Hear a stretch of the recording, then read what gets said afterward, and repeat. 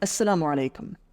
In this week's episode of our Arabic for Palestine series, we're going to be looking at a little verse of poetry that I've seen circulating in many places on social media, and I thought I would offer an Arabic student companion to it, as it were. So this is a very short passage from the poetry of Mahmoud Darwish, who is a very, very well-known kind of one of the kind of cornerstone figures that you should know about really in the Palestinian poetry space. I don't know if I've got it in me to do this episode, actually.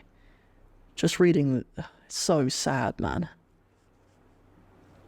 Subhanallah, translations just fail these things.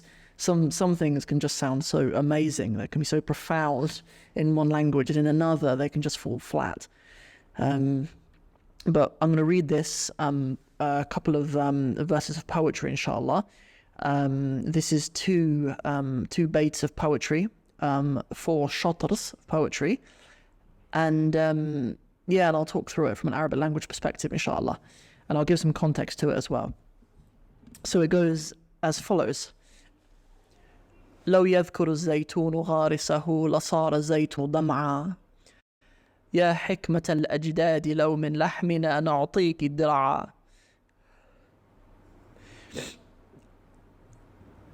لو يذكر الزيتون غارسه لصار الزيتون ضمعا يا حكمة الأجداد لو من لحمنا نعطيك الدرعا.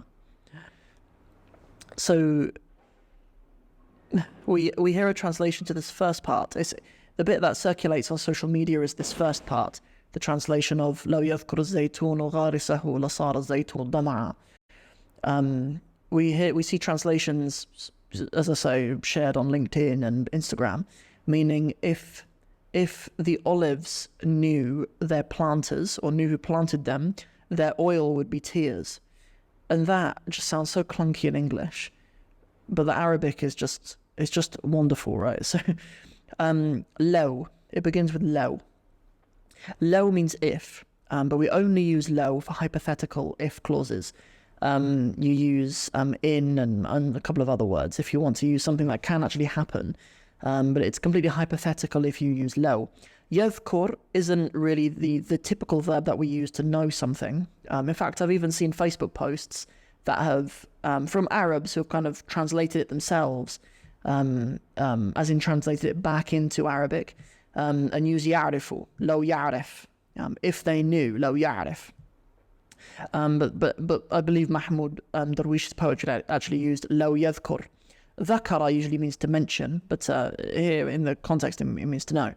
If they knew a zaytun, law yadhkur in the jazm actually ending with a sukoon, because after using law, we need to use either a fi'l majzoom, a jazm verb, which usually means it ends in a sukoon, or a madi. I could have said law dhakara zaytunu, or law yadhkur zaytunu.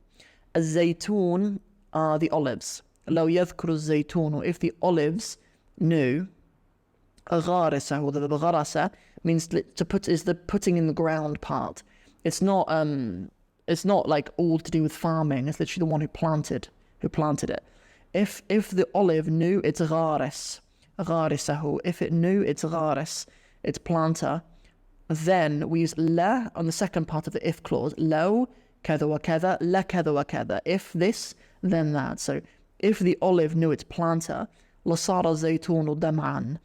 Lasara, sara is a verb almost synonymous with asbaha actually, meaning to become. And the ism of Sara is one of the sisters of Kana, which is why it's in this kind of structure. Lasara, then it would become, then the oil, a zayt is the word for the oil.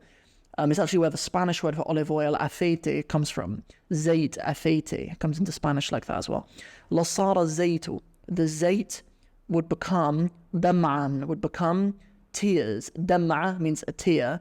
Dumur is the plural, meaning tears. So if the olive knew its planter, then its olive would be tears. Ya hikmat al-ajdadi. Ya is nida, it's calling out. Ya, O hikmat al-ajdadi. O wisdom of the ancestors. Ajdad is a plural of jadd, meaning grandfather. Oh, grandfathers. But we don't really say that in English. Ya hikmata. The hikmah is, as I say, the wisdom. And when we use an idafa after ya, the mudaf will be mansoob. So this is the same when we say, for example, Ya Rasulallahi, Ya Amir al-Mu'mineen, Ya Isa ibn Maryam. I mean, Isa is mabni anyway, so it's not the same. But if we don't say Ya Isa anyway. But just an example, or if we'd say Ya Aba Bakr, oh Abu Bakr, Ya Aba Bakr. For example, so this is why it's hikmata. Ya hikmat al-ajdadi, oh wisdom of the ancestors. Law min lahmina. Law here, law usually does mean if, for hypothetical ifs, but it has some other roles. It can sometimes mean sort of if only. There's a ayah in Surah An-Nur where Allah says, لَوْلَا جَاءُوا عَلَيْهِ بِأَرْبَعَةِ شُهَدَاء. If only they had come with 4 witnesses, for example. And so it can sort of mean even. In this case, it means even. لَوْ مِن لَحْمِنَا. Even min lahmina, even from our flesh. We hear the word lahm meaning meat, generally, but in reference to humans, we don't talk about human meat. You might talk about your flesh, though. لَوْ مِن لَحْمِنَا, even from our own lahm, even from our own meat. نَعْطِيكَ is we give, from the verb a'ta, yu'ti, but nu'ti is we give. نُعْطِيكَ, we give you a dir'a. Even from our own flesh, we would give you a dir'a. A dir'a means a shield, right? It's used, it has a more specific term for defense, like a coat of armor, or like, what is it? Like it's like a plate of armor. It can even be, I think it can be used for, like, you know, the chainmail vests and stuff. I'm sure I've seen it. Dir'a used for that as well. Okay, so there's some debate that I've seen in, like, the Arabic discussions online about it, whether you read it as na'tiki dir'a or na'tika dar'a, whether it's na'tiki or na'tika, whether it's for something masculine or feminine you're giving to. And this depends on whether you're referring to the hikmat al-ajdadi or if you're referring to the zaytun, because zaytun isn't a feminine word, but hikmah is, saying that we would even with our own flesh and with our own bodies, we'd give you a shield, which would shield you with our own flesh, even speaking to the hikmah, the wisdom, or the olives. But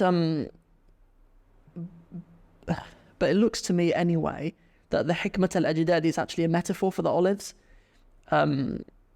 That's me doing a little bit of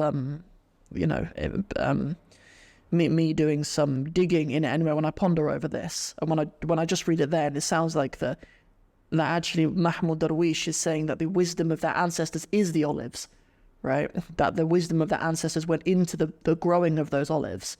In the same way that any culture preserves the wisdom of their ancestors, preservation of the olives for the Palestinians is like that, right? So I'll read through it again, inshallah. Hopefully I've been through each of the words and the points to a level that is understandable for the Arabic students, inshallah. So, لو يذكر الزيتون غارسه لصار الزيتون دمعا يا حكمة الأجداد لو من لحمنا نعطيك الضرعا. نعطيكي or نعطيك, depending on which thing you're referring to,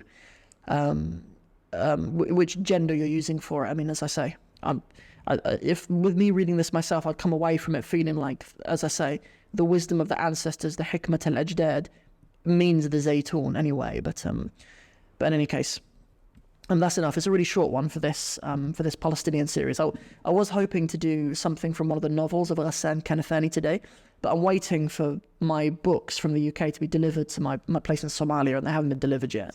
But we'll get to some of those other things. But for now, whenever I find something throughout the week that is that can bring some more human dignity to the Palestinians and their struggles, then we'll do something like that every week, inshallah. So I hope you've enjoyed this episode.